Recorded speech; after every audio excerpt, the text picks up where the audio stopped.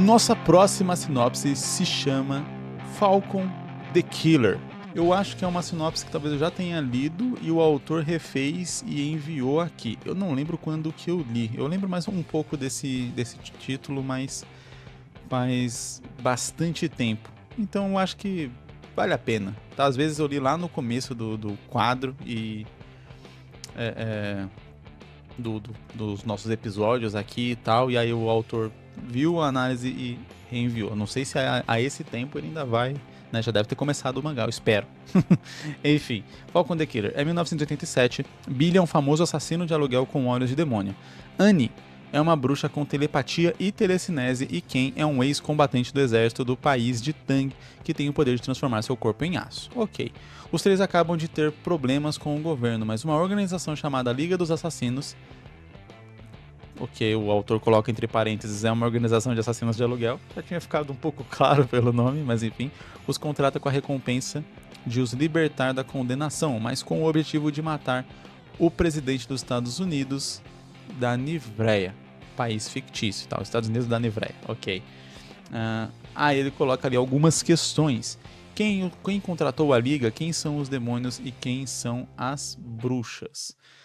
Eu fico na dúvida sobre esse lance da pergunta de quem são os demônios ou quem são as bruxas, porque os personagens são apresentados com essa característica como se fosse uma característica comum e não um mistério a ser revelado ao longo da história. Você fala, o protagonista que tem olhos de demônio, ok.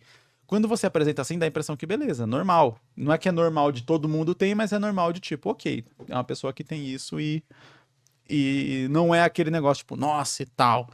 E quando fala, uma bruxa com telepatia e telecinese, e um cara lá do exército que tem o poder de transformar seu corpo em aço. Você apresenta isso, você dá uma normalidade para essa situação, que depois, quando você cria a pergunta, você fala, isso é normal ou não é dentro dessa história? E aí, dá para comentar um negócio que eu acho bem interessante, e que às vezes a gente não para pensar na hora de fazer a nossa história e na hora de fazer o nosso mangá, que é tudo aquilo que a gente apresenta no começo da história, a gente normaliza na história. Quer dizer, a gente tem que imaginar que quando alguém vai ler o nosso mangá, essa pessoa não tem conhecimento de absolutamente nada da história, a não ser talvez uma sinopse que ela tenha lido ali ou algo assim, né? Então, você imagina que a pessoa vai pegar o seu mangá ali, ó, deixa eu pegar aqui um volume de Hooligan, né? Pegou ali e no máximo tem a sinopse aqui atrás. Então, no máximo, ela vai ler essa sinopse, vai dar uma folhada, vai ver a arte, e é isso, ela vai começar a ver o seu mangá. Mas em muitos casos, às vezes, nem isso direito. A sinopse às vezes vai ser dada por um amigo que vai falar a história sobre isso, isso, isso e tal, ou algo assim. Ou vai ver uma cena solta na internet e vai ter interesse, vai buscar e vai ler. Então, a princípio, você tem que imaginar que a pessoa está lendo sua história sem saber absolutamente nada sobre ela, um livro em branco. E aí, o que acontece? Esse livro em branco, ele vai sendo preenchido à medida que você vai apresentando a sua história, ou seja, que a pessoa vai lendo ali as páginas.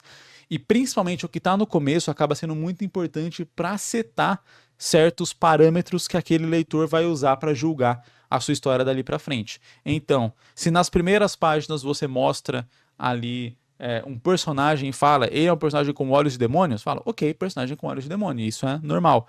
Se depois isso é revelado como algo extremamente diferente ou algo assim, cria essa dissonância na cabeça do leitor, que nem, ela é uma bruxa com telepatia.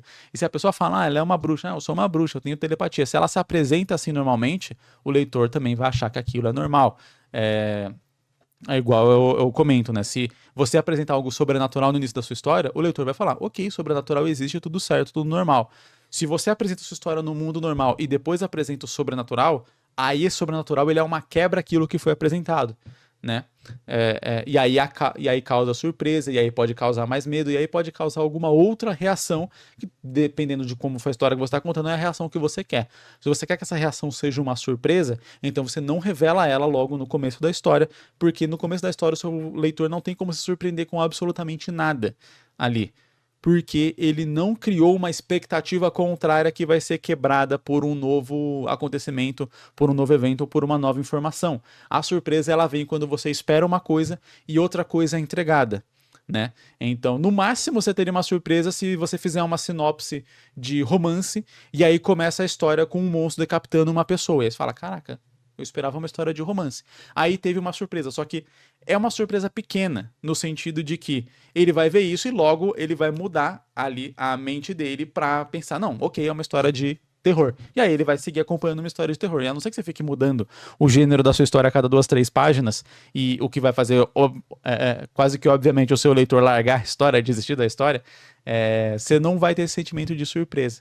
O sentimento de surpresa, como eu disse, você vai construindo ele e aí você muda. Que nem um plot twist, né? Você não tem como ter um plot twist na segunda página da sua história. E é por isso que, sei lá, quando você vai ver, às vezes, review de filmes, mangás, livros, etc., a pessoa fala, isso acontece no começo. Então não é spoiler. Por que não é spoiler? Porque uma coisa que acontece no começo da história faz parte da apresentação daquela história. Não tem como ela ser um spoiler, porque um spoiler envolveria algo que você não espera que vai acontecer e acontece, ou algo assim, né? Algo que supostamente estragaria a sua experiência. Descrever o que aconteceu no começo de uma história não estraga a sua experiência, porque ela faz parte exatamente da construção da sua experiência. Você não tem uma experiência para ser estragada. Então, eu quero dizer exatamente isso, porque quando a gente leu essa sinopse aqui, viu o começo e depois veio essa pergunta, você pensou, tipo, tá, não me pareceu algo ali que eu me questionaria, porque pareceu algo normal. Inclusive, tem um cara que transforma o corpo em aço, beleza. Ele transforma o corpo em aço, legal.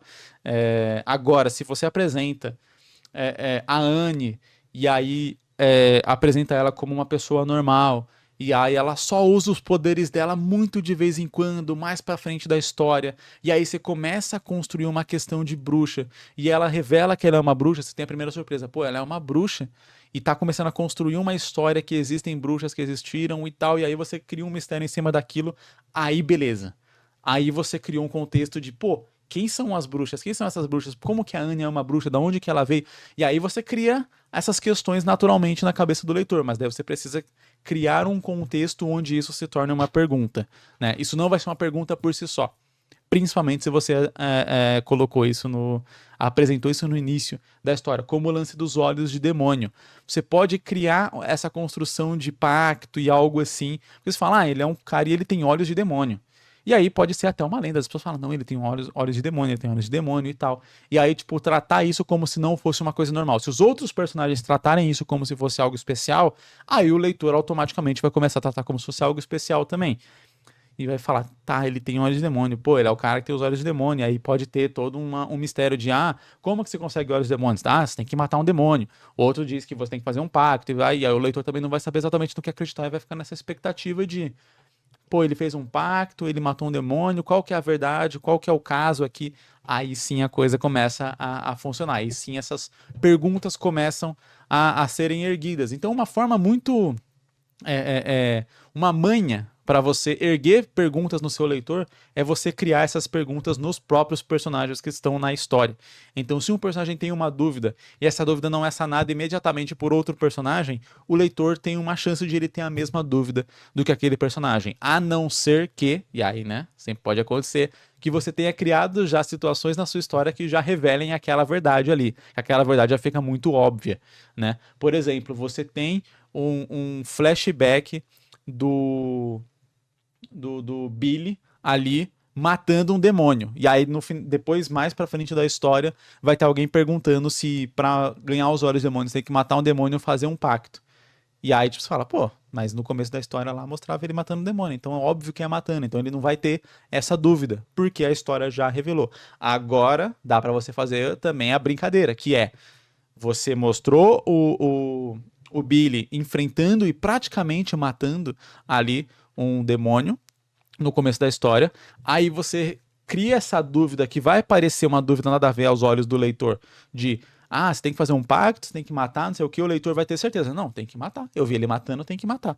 E aí, mais pra frente, revela, num plot twist, de que quando ele tava matando aquele demônio ali, na verdade ele tava matando alguém possuído, e aí aquele alguém possuído ali, pra não morrer, ele fez um pacto com o demônio, dando a alma, ganhando o olho e libertando aquela pessoa.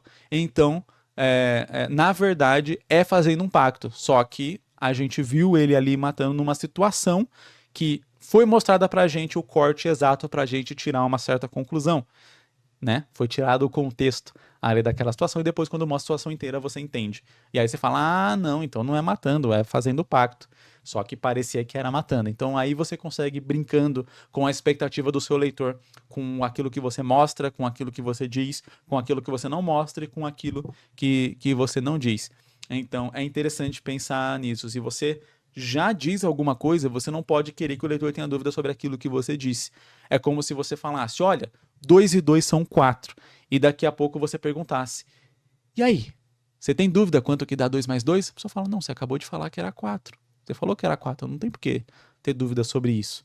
Né? A não ser que eu comece a criar situações que contradigam aquilo que eu disse antes. Então você até pode falar, ah, a Anne ela é uma bruxa com telepatia. E aí você cria várias situações na história de que implica que bruxas não existem, então que a Anya supostamente estaria fingindo ou que ela é uma outra coisa, talvez um demônio ou algo assim. E aí você começa a duvidar sobre o lance das bruxas. E aí depois quando você revela que bruxas são reais ou algo assim, aí você tem a dúvida sobre a Anne ser uma bruxa, etc e tal. Então tudo varia de acordo com como você vai apresentar as informações na sua história e trabalhar elas para que aquilo seja um mistério, para que aquilo gere uma pergunta, gere uma dúvida ali na cabeça do seu leitor. Eu acabei nem falando muito sobre a história em si. Bem, eu já tinha analisado, então já tinha falado mais sobre isso anteriormente, mas eu achei que tinha um outro ponto aqui bem interessante para ser comentado e que vale para qualquer história que você queira criar, porque toda história, basicamente, a gente quer que o leitor se tenha algumas perguntas, tenha algumas dúvidas, tenha algum mistério ali que engaje ele a continuar acompanhando a história, né? Então, eu acho que é interessante falar sobre isso, porque, como eu disse, serve para qualquer um mesmo.